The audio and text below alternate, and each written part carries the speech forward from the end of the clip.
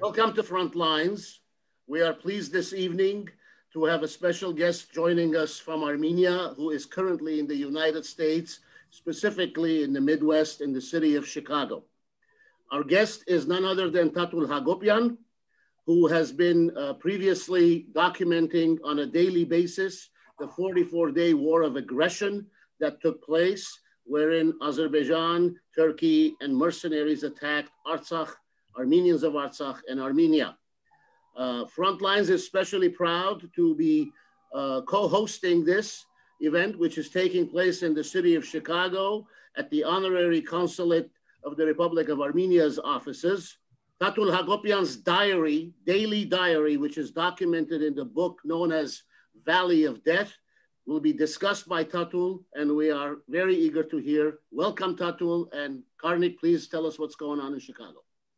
Thank you, Garo. It is really an honor to have this opportunity to peek in to what is happening at the Honorary Consulate of the Republic of Armenia this evening in Chicago. And I would like to introduce, in order to get the ball rolling, to introduce Honorary Consul Oscar Tatosyan, who has served in that post for a number of years in Chicago and has been very instrumental in activating and directing the Armenian community here in Chicago to undertake a number of cultural and heritage-based activities throughout the city of Chicago and the Midwest, in fact.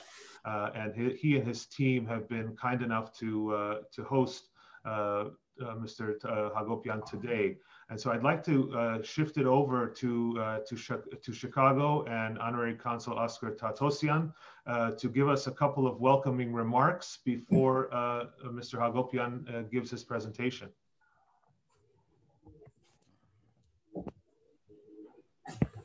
Thank you, Karnik, and thank you, Garo. It's truly a privilege to be with you this evening. It's also a privilege to serve as Honorary Consul representing the Republic of Armenia in Chicago and the surrounding states. When I say it's a privilege, not only is it a privilege, but it's also, for me, it's an obligation, and for my team. Whatever we can do to support Armenia, Armenians all over the world, we're prepared to do so. It's been a challenging year for Armenia, for Artsakh, for Armenians all over the world. It's been more painful than we could have ever imagined in our worst nightmares, but I know we'll prevail because that's our history. And the diaspora has an important role to play. Each and every one of us can contribute to these efforts to rebuilding. So, and some of our efforts you'll hear about, they'll be public, and a lot of things you won't hear about. They'll be quiet behind the scenes. But if we all work together, I know we can prevail. And tonight's conversation provided through the Frontlines online series, we're pleased to support with Garo and Karnik. And it's good to see you again, Tatul, from our past conversations. And it's also, Arsen, good to have you here. So I'll turn it back to you for the program, and wish you all very well. Thanks for being here.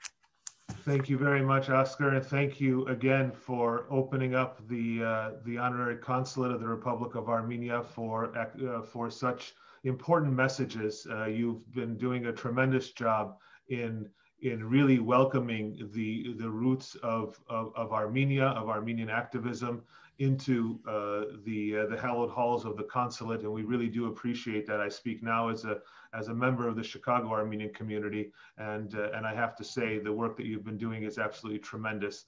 Not in the least of which is the opportunity that you've presented here, and that is welcoming Mr. Tatul Hakobyan, who is on a trip throughout the United States, if I understand correctly, and this is one of his stops along the way, and the Honorary Consulate is the place where he has stopped and has welcomed him in to give to join us in a discussion really about what happened in the 44-day war, and specifically from the notes of his own diary. And those of you who have followed Mr. Hakobyan reporting on the Artsakh War know that he had been on the front lines for days on end, in and out of Stepanakert, as well as we connected with him a couple of times on front lines and from Goris, where internet connection was a little bit more stable. But we, as well as the entire, all the followers and viewers from across the United States and of course throughout the globe, are anxious to hear what Mr. Tatul Hakobyan has to say about his reflections on the war. Really is the third Karabakh War in many ways is the best way to describe it. We cannot forget the events of April 2016. And that being said, Tatul, I'd like to turn it over to you, and we'll change the view here so that the guests can get a direct view. And we look forward to having a question and answer session at the end of his presentation. And we invite the viewers that are there are people obviously at the consulate who will have questions physically in person. And those of you that are online, please do not hesitate to post your questions, and Garo and I will do our best to field those questions and ask those questions of Mr. Hakobyan during the question and answer session. Without any further ado, Tatul, welcome. Thank you. Thank you, Garnik. Thank you, Garo. Thank you, Oscar, and all of you gathering here. Garnik, you said that this was the third war between Armenia and Azerbaijan, but I think this was the fifth war between Armenians and Azerbaijanis. We started kill each other since at the first years of the 20th century. At that time, it was called Armenian-Tartar clashes. It took place in several places, like in Baku, in Shushi, in Nakhichevan, in Yerevan. At that time, Armenia and today's Armenia and Azerbaijan was part of the Romanov-Russian Empire. Then we killed each other, Armenians and Azeris, during a short time of our independence republic between 1918 and 1920s. At that time, there was a battle for several territories contested by Armenians and Azerbaijanis, namely Artsakh, Zangezur, today's Syunik, Nakhichevan, Kars, Kazakh, and other. Even Azeris at that time said that Zangi Basar and Vedi Basar, which are today's Masis region and Vedi region of Republic of Armenia, is part of historic Azerbaijan. So when now Mr. Aliyev, Ilham Aliyev, says that Yerevan is Azeri, ancient Azeri city, this is not new for Azerbaijani falsification. So 100 years ago, they claimed surrounding territories of Yerevan and Ararat Valley. Then we fought each other in the first years of our independence, 1991, 1994. Then the fourth war, April War of 2016, and the last one, last year's disastrous war, 44-day war, and unfortunately we have lost that war. Actually, I do believe that we have lost the battle, and war is not over yet. If Armenians and Azeris want peace in our region, prosperity in our region, I think zero-sum game is not an acceptable solution. And what we have now, we have not zero-sum game, but 80% to 20%. So Armenians will never accept today's status quo. I can say that we lost Artsakh 50%, but we Armenians and Armenia have enough power and strength and capacity to keep it under Armenian control. So if we Now in Artsakh, we have a new reality after November 10th statement. While traveling from Goris to Stepanakert, for example, now you drive through the Russian peacekeepers, and close to Shushi, you can see Azerbaijani flags, Azeri soldiers. As you know now, historical Armenian city, Shushi is under the occupation of Azeri forces, as well as Hadrut region of Nagorno-Karabakh, Artsakh. Today, in reality, Artsakh security is guaranteed by Russian peacekeepers. We can even say that in a way, Artsakh is under the joint Russian-Armenian control. But if we have to be honest, Artsakh is under the control of Russia. Now, as I said, we have a new reality in Nagorno-Karabakh and a completely new situation in Armenia's southern region of Syunik. Within the few weeks of the war, the Azerbaijani side was able to restore the Soviet-Armenian and Soviet-Azerbaijani borderline. With Azerbaijan so close, the residents in Syunik are asking how the security of their roads will be guaranteed. The 44-day Karabakh War has changed the situation on the ground, as I said, not only in Artsakh, but also in the entire borderline between Armenia and Azerbaijan. This is especially true in Armenia's Syunik province. While before September 27, there was roughly 120 kilometers between Armenia and Azerbaijan. Today, the Armenian village, for example, today, the Armenian village of Shurnukh is divided between Armenia and Azerbaijan. And while traveling from Goris to Kapan in Syunik province, you can see Azeri soldiers in 10 meters, Azeri flags, and welcome to Azerbaijan sign everywhere. More than 20 kilometers of Goris-Kapan road, which is the road also connecting Armenia and Islamic Republic of Iran, goes through the Azerbaijani territory. This is the reality. This is the sad reality. Why we lost the war? First, Azerbaijan was stronger than Armenia. We should accept the realities. If we want to be predictable, we should accept realities.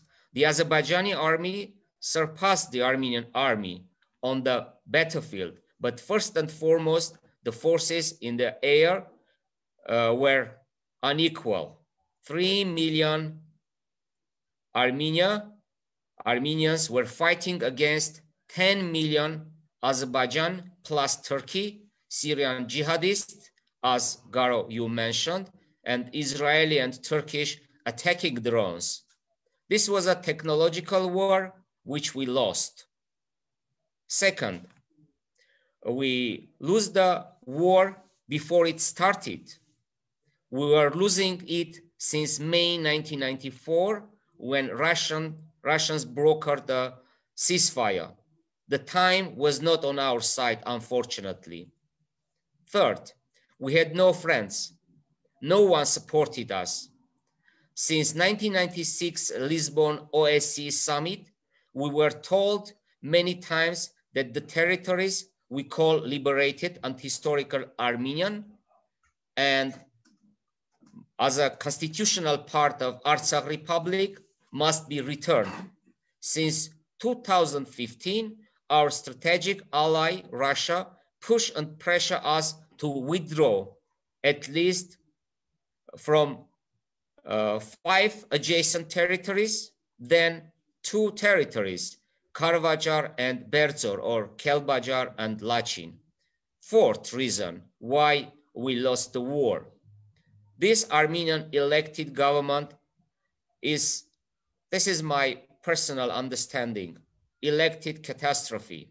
This government was not able to put the state on the rails of war, unfortunately. Fifth, Turkey supported Azerbaijan, and as I said, Armenia had no ally. Sixth, Turkish-Azerbaijani new generation war technology, as I said, surpassed our capacity. Seventh, for more a quarter century, Azerbaijan prepared for a war. We, Armenia prepared for status quo. We did nothing or did little to pay for a peace and solution and received the humiliation. We wanted not what necessary for Armenia, but what we dream and what we desire. This was wishful thinking, and this is not the first time in our history. The same mistakes we did back in 1920 when we lost Kars and adjacent territories, when we lost at that time about 3,000 square kilometers. And I am sure we'll do same historical mistake in the future if we not to calculate our strength and abilities. And build a peace is much more difficult than to fight. And this is my short, opening words, and I don't want to be longer, and I would like to invite our viewers. And by the way, as you, Karnik, mentioned, now in a Honorary Consulate, we have guests, and thank you for coming. So now I'm ready for Q&A. And before that, I would like to say a couple of words about my new books. This book, which called Mahvan Hovid in Armenian. This is my diary. This is my diary. And during the wartime, during the 44 days while I was in Artsakh, I covered short stories, human stories, tragic stories. Here we have also my my first book's fourth publication, new one, brand new one. It was published a week ago, Karabakh Diary, green and black. I added about 70 pages, and in these 70 pages, I described the war, 40-day war, last war. Also, here we have our two other books, Karabakh Diary in English and Armenians and Turks in English. So I'm ready for Q&A. And thank you again for having me in this beautiful, in this wonderful city, Chicago. Yes. Can I begin with the first question? Of course. One of the 7 points was that Armenia had no friends. How do you think the American election period, before, in the middle of the war, beginning of the war, the fact that Donald Trump polls weren't looking good, was obviously looking like he wasn't going to get reelected, and his relationships with Azerbaijan and Turkey, how did that impact the action and the timing of the attacks? Thank you. I think that the timing chosen by Azerbaijan was unique time. First, the COVID situation all over the world. Second one, Azerbaijan understood that in Armenia we have a new government, new generation leadership, and for them that was the quite a good time to start a war. The third, American elections, of course. And also But the most important thing is the following. Since 2015, Russians clearly told us, pushed and pressured us, the previous Armenian government led by Serge Sargsyan, that you should withdraw from the territories around Nagorno-Karabakh. And in 2016, we had a 4-day war. In reality, it was not an even 4-day war. It was a 12-hour war. And Russians mediated, and it is widely spoken and widely accepted that Serge Sargsyan and Armenia promised that after the war, the Armenian forces must withdraw from the territories. So that is why Azerbaijan,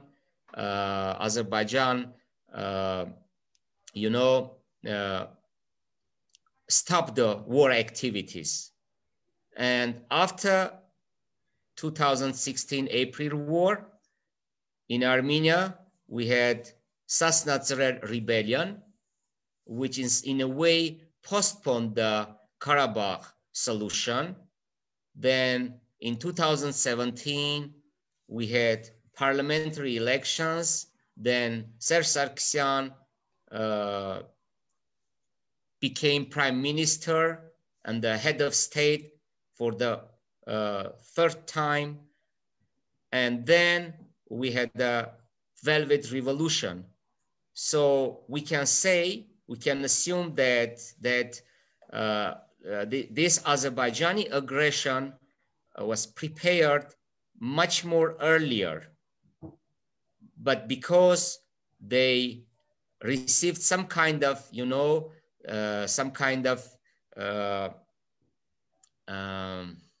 how to say, guarantees from Armenian side that we are ready for concessions, we are ready for solution, Azerbaijan did not start a war. And in 2019, 2020, when Azeris understood that Nikol Pashinyan is not ready for compromises, they decided that this is the right time to start a war and to win the war. If I may, Tatul, take a question. I was messaged a subject I wanted to raise, and I guess we'll just go back and forth between the online viewers and the in-person viewers. You mentioned that the war is not over. And since the signing of the trilateral statement, I think many of us have watched in some in horror, quite frankly, to see, like you mentioned, Shurluch, and we know that there are other concessions that have seemed to have followed suit since the war, the active hostilities were concluded. Could you elaborate on that a little bit? When you say the war is not over, what do you envision happening on the ground, particularly with respect to the Republic of Armenia border and what remains of Artsakh today over the next, we've already been 5 months. What's going to happen over the next 3 to 4 months? What do you see happening if the war is not yet over? Well, I think that in coming 5 years, probably we'll have stable situation in Nagorno-Karabakh, also along the borders between Armenia and Azerbaijan, because now we have Russian peacekeepers in Artsakh, also in Syunik province. But this is the time when Armenia and Armenians all over the world should do their best to support Artsakh and Armenia. During the wartime, during the 44-day wartime, the diaspora did their best to to save more lives. And that support is very well known, and thank you for that. And I'm saying this as an ordinary Armenian. I know how Armenians do their best all over the world, in Paris, in Chicago, in Los Angeles, in Tehran, in Moscow, to help Armenia and Artsakh. So in coming 4 or 5 years, I think that the situation will be stable. Then what will happen if Russians will leave the territory? So many Armenians think that Russians will never leave our region. This is not true. Historically, this is not true. Look, Russians left Armenia, namely one province, back in 1915, more than 100 years ago. Then at the end of the Bolshevik Revolution in Russia, Russian forces left Western Armenian territories, then Eastern Armenian territories, namely Turkish Armenia and Russian Armenia. And in 1991, just 30 years ago,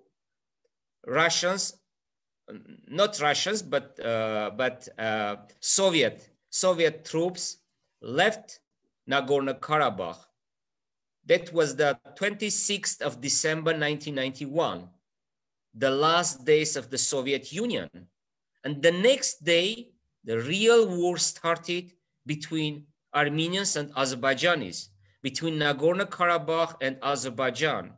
So what will happen if after 5 years, Russians will leave the territory, will leave Artsakh and Syunik? That's why I'm saying that war is not over, and we Armenians should be ready for the new war. And what should we do? 3 steps. First, we should have new government, because this government can't negotiate with victorious Azerbaijan. Second one, we should recover our economy.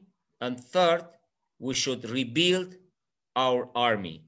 So we have time. We have about 5 years period time in order to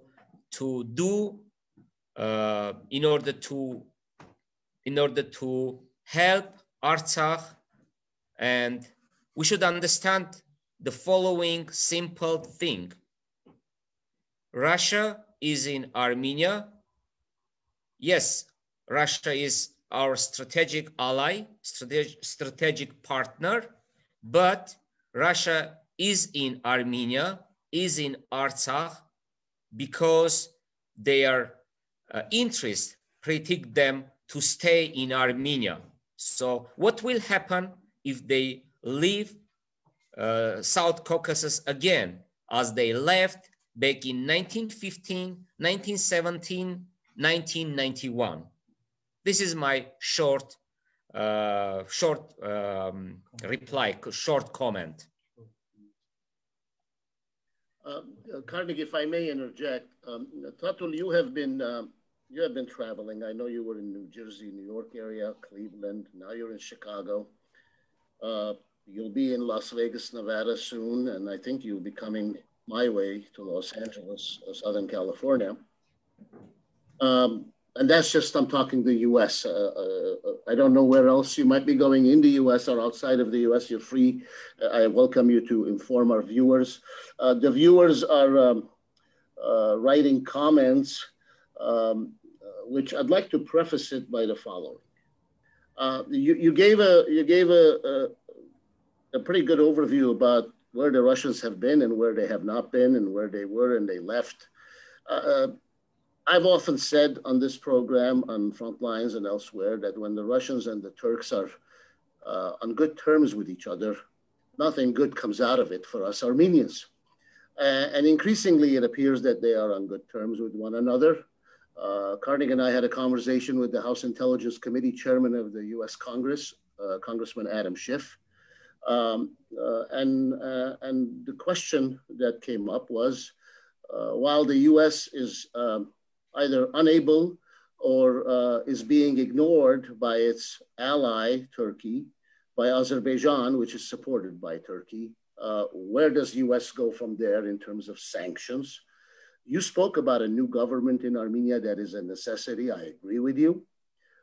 It remains to be seen if the elections are going to produce the kind of new government that we hope will be the new face, the non-defeated face of the Republic of Armenia.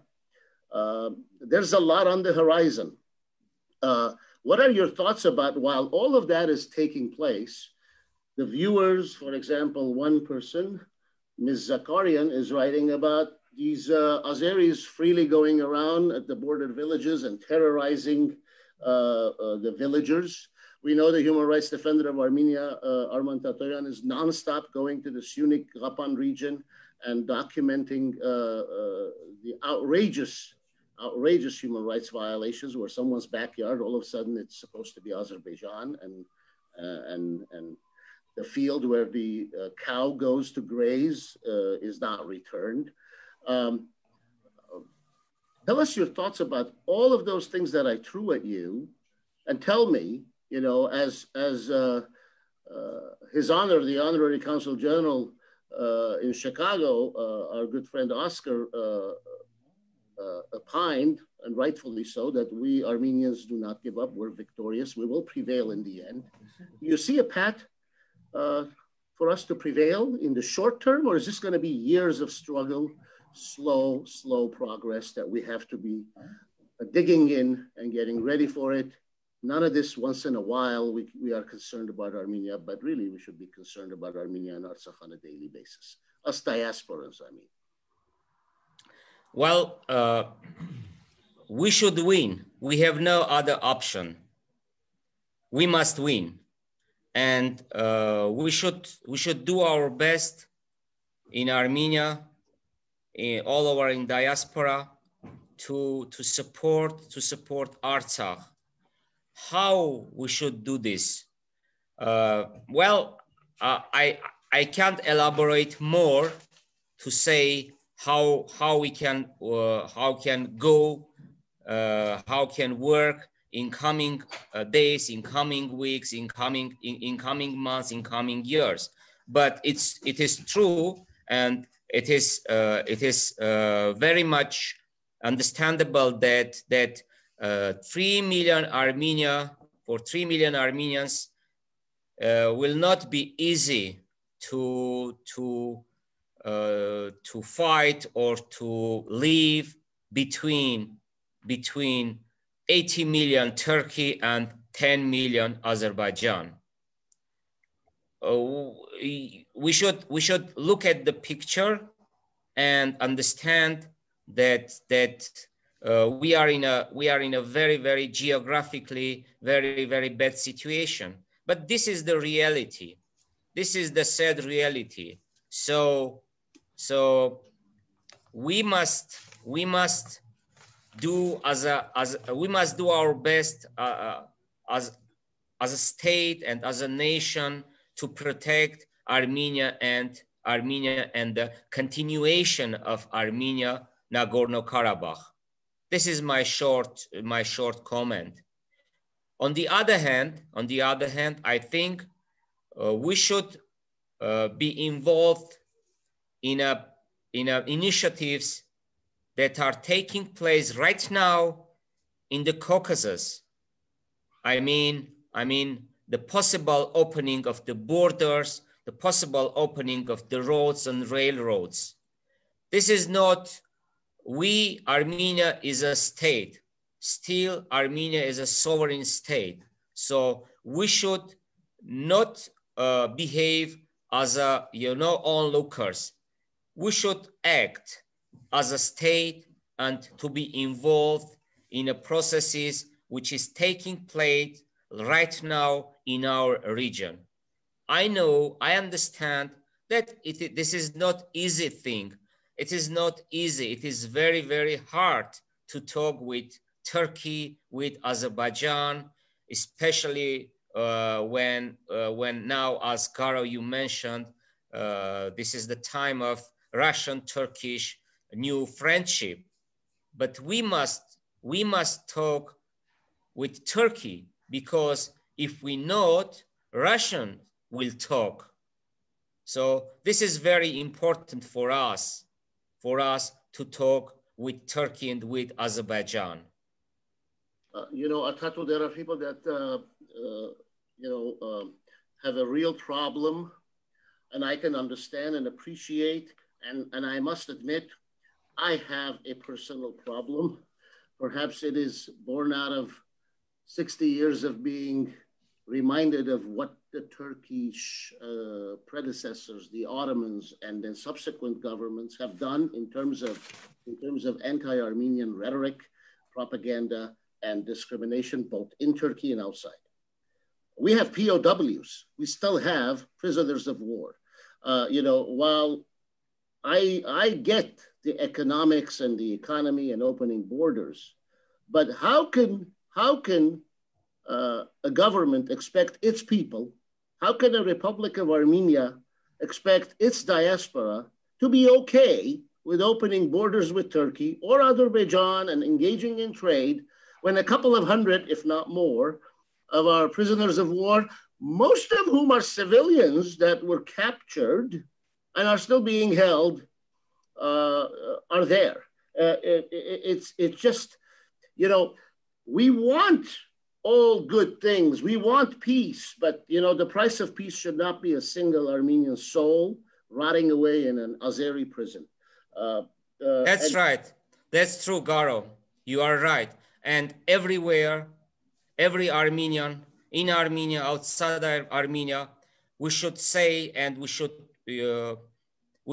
push and pressure Azerbaijan that this should be a precondition that every Armenian should leave the should leave the Azerbaijani prisons. And this situation is not acceptable. And as a state, we should do our best with our friends in Russia, in United States, everywhere, to push and pressure Ilham Aliyev to let civilian Armenians who are in the Azerbaijani jails to return to Armenia. This should be a precondition. I'd like to, sorry not to interrupt, Tatul, but I think we're going to switch over to the in-person crowd at the consulate for the next couple of questions. Yes, and then yes. We'll return to the online crowd as well. Thank you. Thank you, Garnik. Now we have several questions here. Yes, in the consulate. So please. Mr. Hakobyan, several times you mentioned that this is a zero-sum game. First of all, I'd like to get your insights how to make this non-zero-sum game in general. And also you mentioned that there are no friends for us and we have to probably open up, be ready to talk with Azerbaijan and Turkey. But let's look from a point of dignity. If they are making ethnic cleansing, they are continuing doing this, destroying the churches and continue humiliating the Armenians all over the world. How the state should go and talk with them? Is it, I'm not the international expert in international relations, but is it acceptable to kind of do these steps ahead when you are talked down with that way? So, and is it connected maybe to having good friends? If we maybe more proactively defended our approach over the 30 years, probably we would have friends. So this, I would like to receive your comments about this, and also about the same. You said also several times support, like diaspora support, Armenian diaspora support, Artsakh. But I think it's kind of internal looking. We should think about being all of us in the same situation, and not saying come and support us, but rather come with us and build the country together. Like I don't see in constitution now in anywhere except probably Armenian representative mentioned recently that diaspora should legally have more power to participate in the country and building. Thank you very much. The first question I didn't understand. You mean you said zero-sum game? What do you mean? You mentioned about yes, I mentioned, but the question how you would turn this, how Armenia should turn this into a different game. I see. Well, as I said, after 5 years, Russians will leave or will stay another 5-year period time, but Russians will not forever will stay in Artsakh, in Syunik, in our region. So we should be ready for a new war. And history shows that every time when we have a zero-sum game, the defeatist party is trying to start a new war and to change the situation. Now we are in a situation in 1994, the situation when Azeris war at that time. So we changed our places, you know. When I'm saying that we should talk to Azerbaijan and Turkey, of course, we understand how it's difficult. I understand that now Armenia in a way is humiliated. Now we are in a situation when Aliyev is, you know, is traveling in Shushi, in other places, playing snowball, you know. I understand what you mentioned, but is there another option? Can you tell me other option? So if we want, and we want, and we must return our citizens from Azerbaijani jail, how should we do that? Can you tell me other way? So what to do? Close our mouths and wait? Russians will help us. Americans will help us.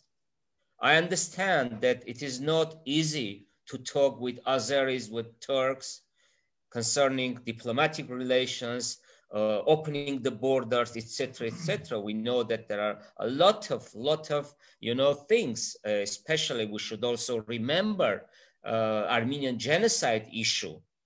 I understand it very well, but can you tell me other options? I would try to kind of continue this topic in a way that you mentioned the genocide, is that it seems the Turkish policy now is to push ahead and get concessions about like not talking about the genocide in the international arena like leave behind everything. It's not negotiable. The Armenian genocide issue is not negotiable from Armenian side. And I don't believe that any Armenian government should negotiate and should, you know, this is not, since 1991, all Armenian governments, all Armenians presidents, we are not ready, and we will never negotiate Armenian genocide issue.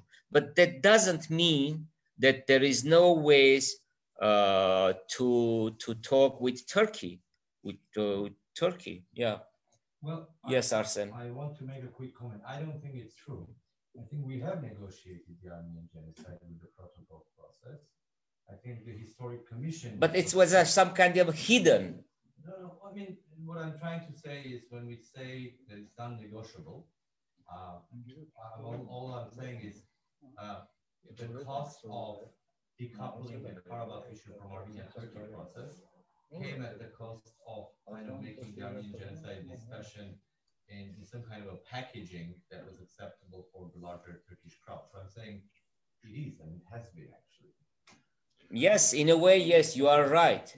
And by the way, let me interrupt for 1 second. Could you repeat the question so that our audience online can Arsen, can you come close here to... No, all I was saying that the Armenian genocide issue has been part of the negotiations, and it has somehow been negotiable.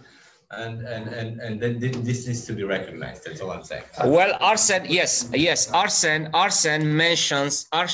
mentioned Armenian Turkish football diplomacy when we negotiated 2 protocols, and in that 2 protocols, the Armenian genocide issue in a way is negotiated.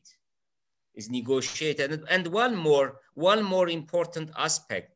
When for the first time, Robert Kacharyan, the 2nd president of Armenia, and his foreign minister Vartan Oskanyan, when they brought the Armenian genocide issue on the Armenian foreign policy agenda, their intention at that time was to sell the Armenian genocide issue and in a way to push and pressure Turkey. So we have such kind of episodes of our history, our Armenian history. But again, Armenian genocide issue is not negotiable. And let me say couple of things. After the Armenian genocide, 1915, when the first Armenian Republic established, we had diplomatic relations with Ottoman Empire. The first state who recognized Republic of Armenia was Ottoman Empire. The first state who opened embassy in Yerevan, in the central Yerevan, was the Ottoman Empire. The first state who sent his envoy, at that time representatives or ambassador, was Ottoman Empire, Mr. Mehmet Ali. So just after 3 years of Armenian genocide, the founding fathers of Republic of Armenia had diplomatic relations with the perpetrators of Armenian nations, namely Talat Pasha, Cemal Pasha, and Enver Pasha. And no one says that the founding fathers, Kajaz Nuni Khatisyan, they negotiate Armenian genocide issue. And one more short comment. In 1980, during 1980-1920, we had Armenian-Azerbaijani relations. Azerbaijan had embassy in the central part of Yerevan. We had an embassy in Azerbaijan. We had Armenian-Azerbaijani relations. Please. My question is, can you, yeah. Armenia was in a rough neighborhood. Now it is rougher than ever. Now, thank you for explaining option number 1. Now, is there an option number 2 where, according to Mr. Rafi Bedrosian from Toronto, if you live in a neighborhood, you better be in good terms with your neighbors.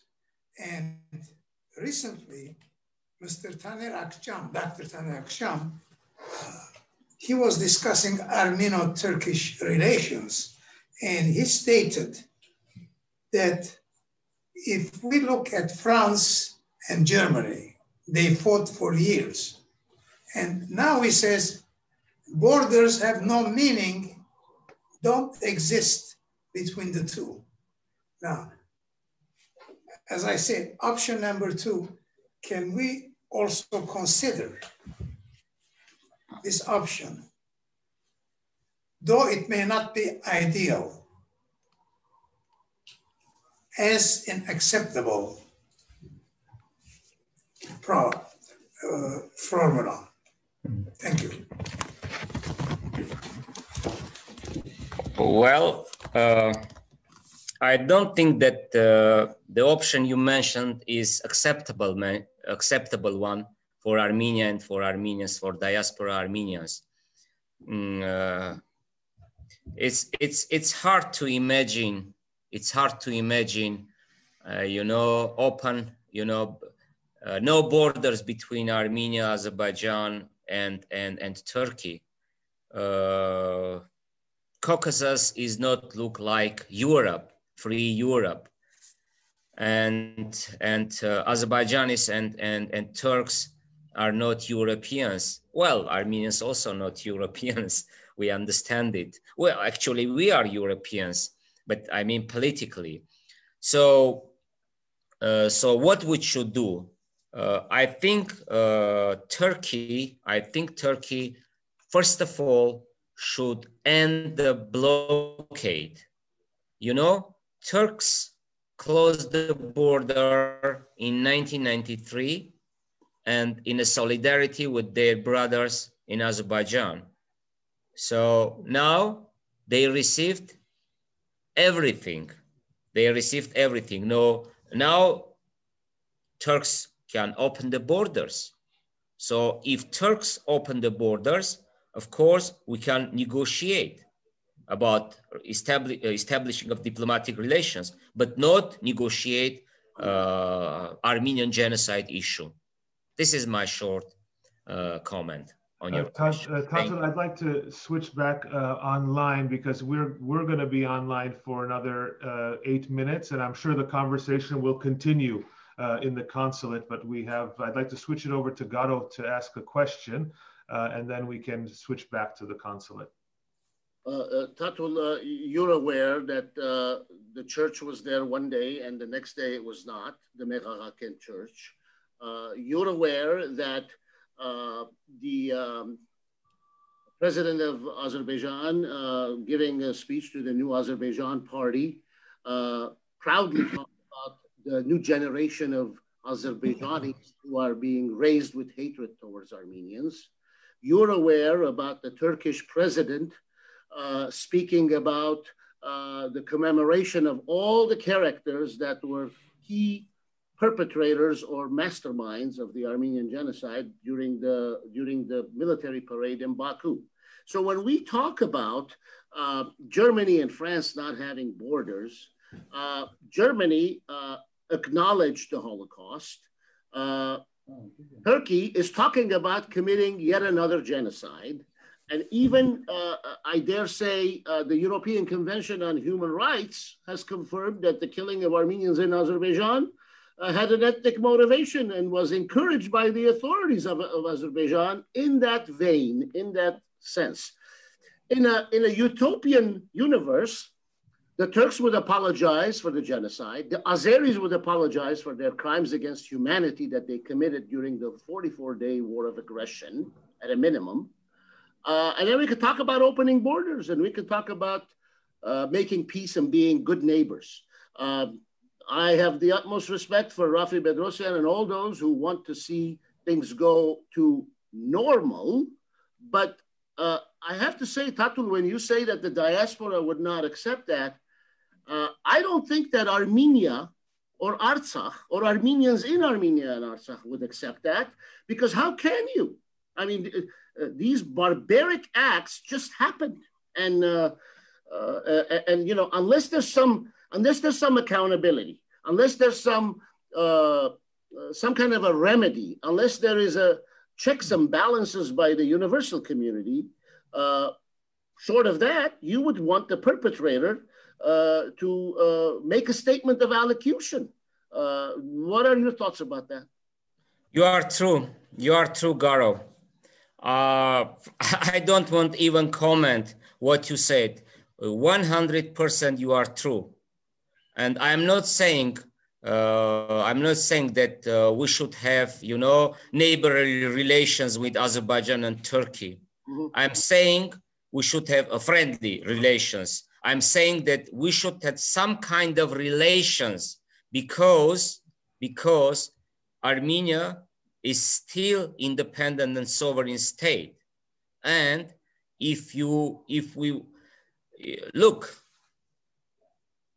when we are not talking with Azeris and with Turks, Russians are speaking. Russians are talking.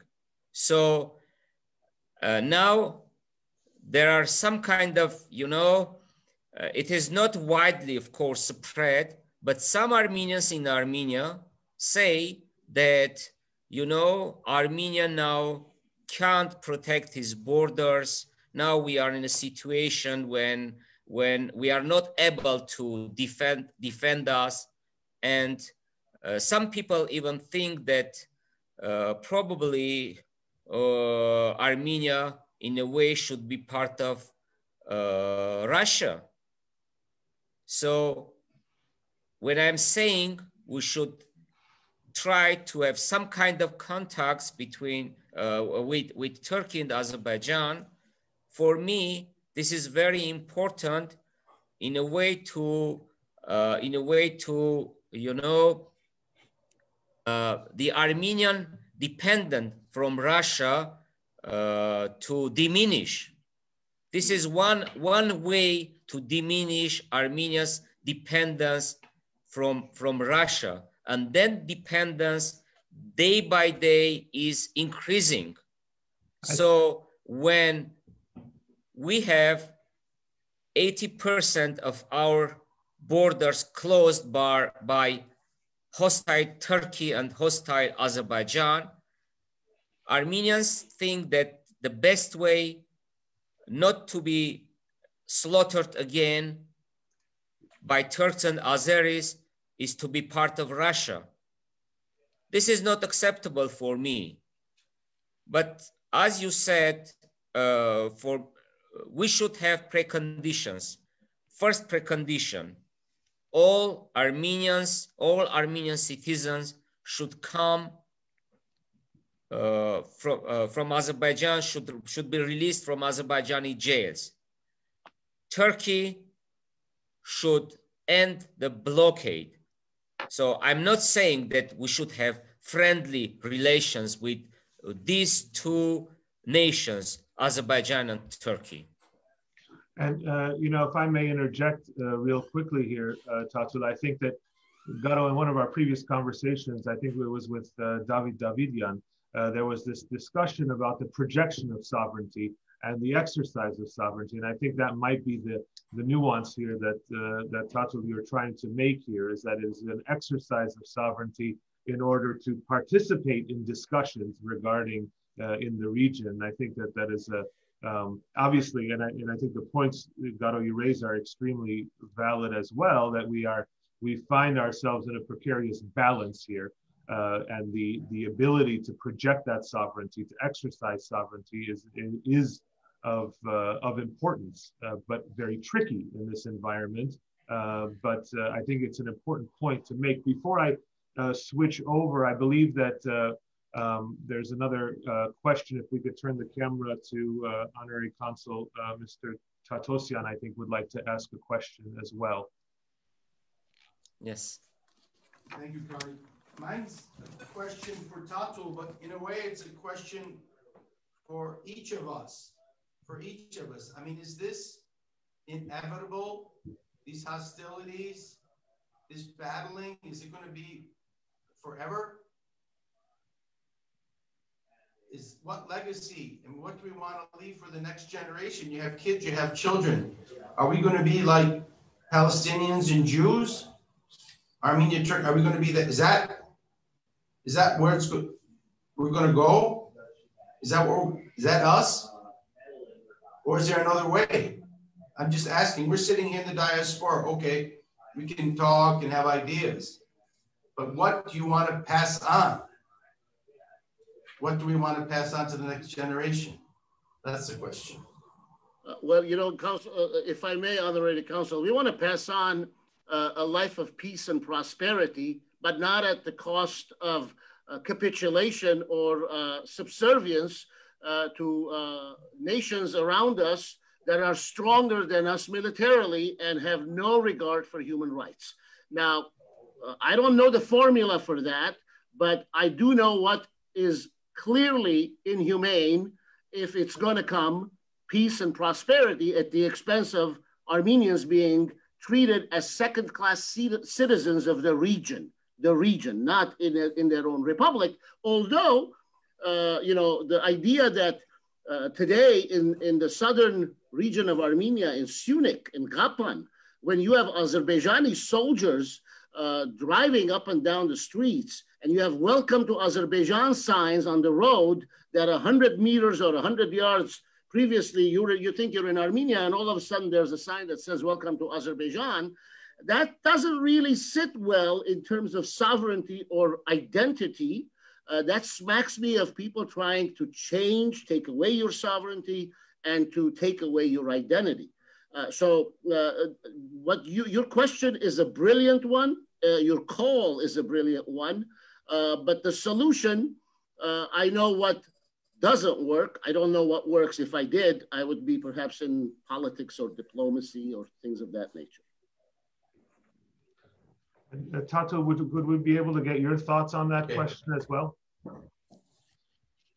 Well, I will be very short.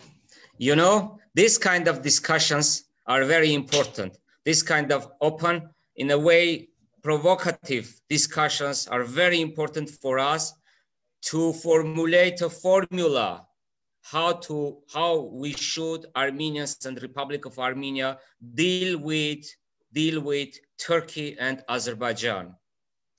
And this conversation is part of that endeavor to try to find a formula. I understand that it is not easy to deal with Turks and with Azeris, especially this time after the 44 days of disastrous war.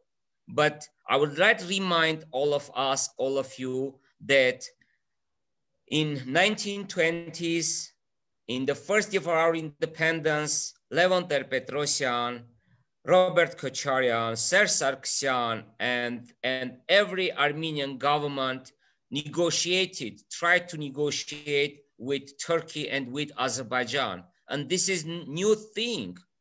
This is new thing. The new thing is that now we lost the battle. That's why it's not easy for us. I myself, since 1997, I met many times with Azeri journalists, experts. Even I traveled twice to Baku in 1999 and 2001. I traveled to Baku. At that time, we were victorious state, victorious party. Now the situation has changed, and now it's much more difficult for us as a citizens of Republic of Armenia, diasporan Armenians, to talk with Turkey. But this kind of conversations is necessary for us to understand how we should go and try to find the formulas. And thank you, Garnik. Thank you, Garo. Thank you, Oscar. And thank you, all of us, to join this evening. We tried to, in a way, to discuss and find the formulas, what to do next.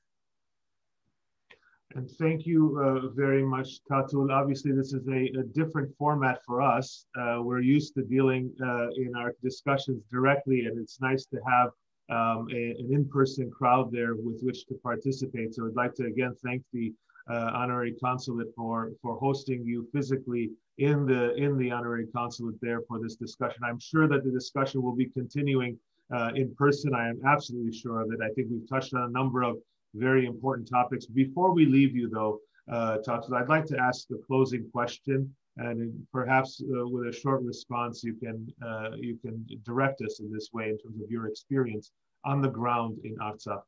How important is it right now? And I ask this somewhat rhetorically, but I want to hear your perspective, for the diaspora to focus and refocus and double down its efforts in preserving the Armenian character of Artsakh and preserving the Armenian people in Artsakh and lending its support. We hear a lot about political divisions going on right now in Yerevan, in the diaspora, vis-a-vis the Karabakh issue, the Artsakh issue. But I'd like to come back to it because it's not an issue. It's 100,000, if not more, Armenian people that are living in a region and self-governing for 30 years.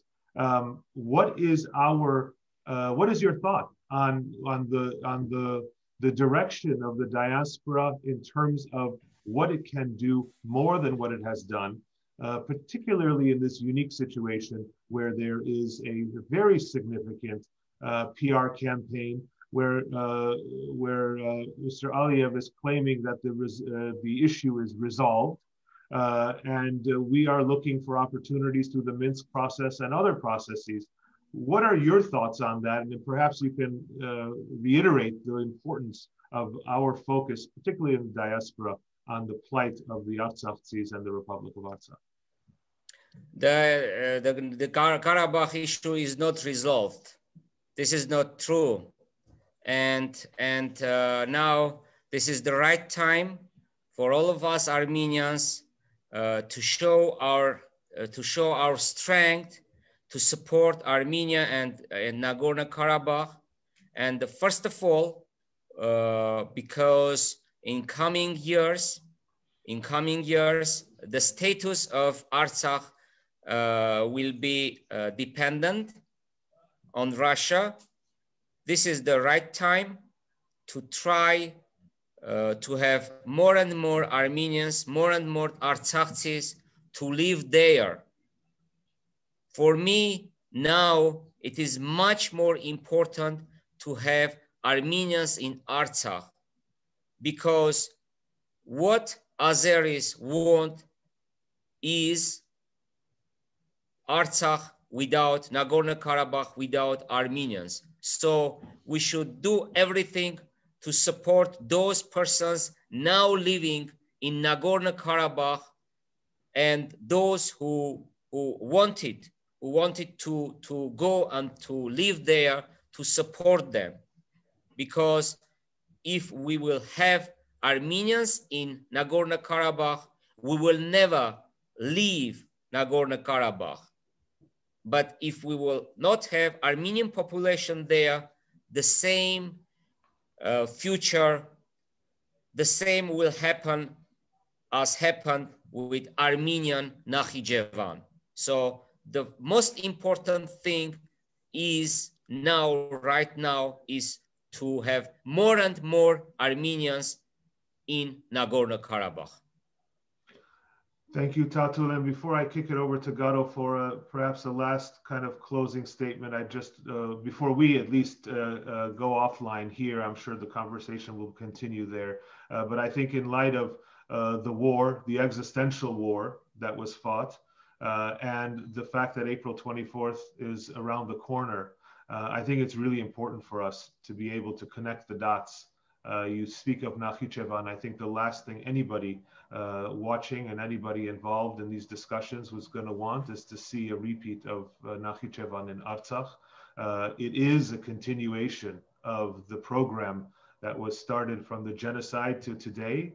We see it in the rhetoric, we see it in the purposes, we see it even in the players, the actual players, the perpetrators and the victims. We see the same story being played out. And I think in the diaspora, I think we would do ourselves and our people a great service if we can connect those dots. And with that, I want to kick it over to Garo to make just a quick closing statement before we sign off online and the conversation continues in Chicago. Thank you, Karnik. I want to thank the Armenian Bar Association for continuing to host the Frontlines series. on its Facebook page, which this one is as well. I want to thank Asparez News, the Facebook page, for hosting it.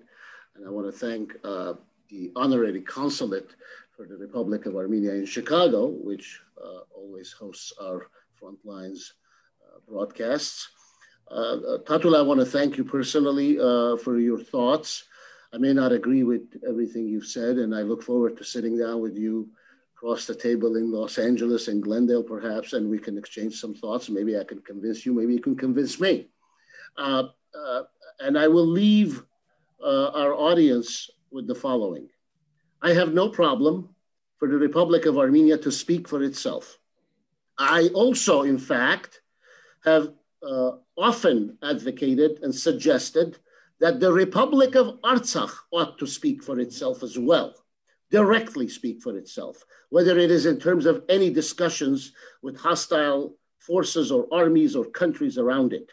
However, I, as an Armenian American, I, as an Armenian, born as an Armenian, will die as an Armenian, I have no problem myself personally speaking to Turks or Azerbaijanis or Russians. And I'll start by saying this. Russia, do not cause problems for Armenians going from Armenia to Artsakh and create this visa nightmare that I know it's on the way. Turkey, stop empowering and enabling Azerbaijan to go on and do all those things that are vile, literally vile. And Azerbaijan, start by releasing every single Armenian you have captured and held hostage and kidnapped and put in your prisons, where you are torturing them, and we know you are, and we have evidence. And when you stop doing that, maybe there'll be another subject matter we can talk with you. Tatul, let me know when you're going to be in town. And everybody out there in Chicago, I think I saw my friend Rafi Sarafian. Hello to you from far away. Take care of yourselves. Enjoy Tatul until we see you again. Thank you. Thank you. Thank you, Garo. Thank you, Garnik. Thank you. We'll meet again. Yes. In LA. Thank you. Very good.